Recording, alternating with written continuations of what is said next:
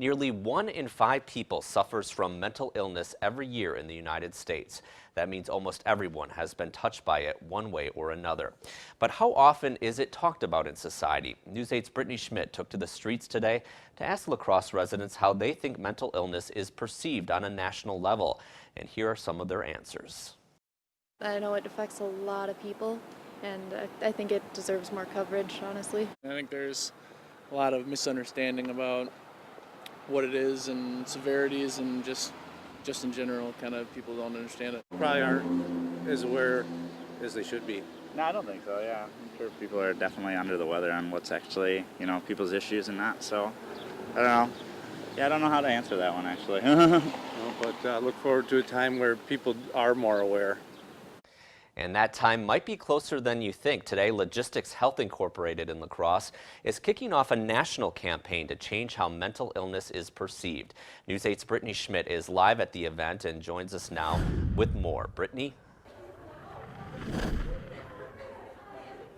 Hi Mike, I am downtown at the Weber Center of Performing Arts, where people from around the area and even the country are joining tonight to have a nationwide conversation about mental illness. It's called the Campaign to Change Direction, and although it seems like a big task ahead, they have one simple goal in mind: to change the culture of mental illness. Members of the La Crosse community are being asked to make history. The people here are special. The community, steps up. By becoming the first community in the nation to take the first step in the right direction to change the culture surrounding mental illness. Someone has to lead. We always look at it and say, this is such a burden. It's not going to, it's too much to handle. It is a big problem, but it takes one at a time. And so we've taken the lead. Weber says the negative culture surrounding mental illness has gone on way too long. As a community, we just need to stand up and get rid of the stigma. That is why he and his employees at Logistics Health Incorporated are the first to take the pledge to change direction by learning the 5 signs. This isn't about diagnosing each other. This is about recognizing when someone's in pain. Here are the 5 signs that someone might need help.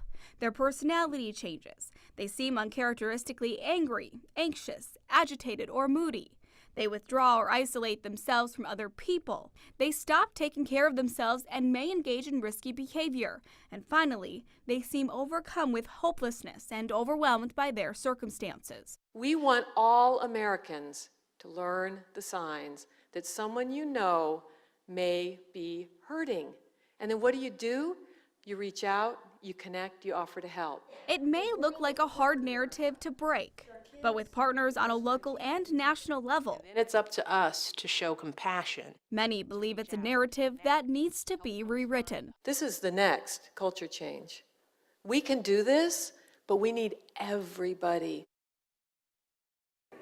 With this campaign, the organizers wanted to reach about 1 million Americans over the next 5 years. But since their rollout in Washington, D.C. about 2 weeks ago, the campaign now has over 50 partners and will reach about 30 million Americans over the next 5 years.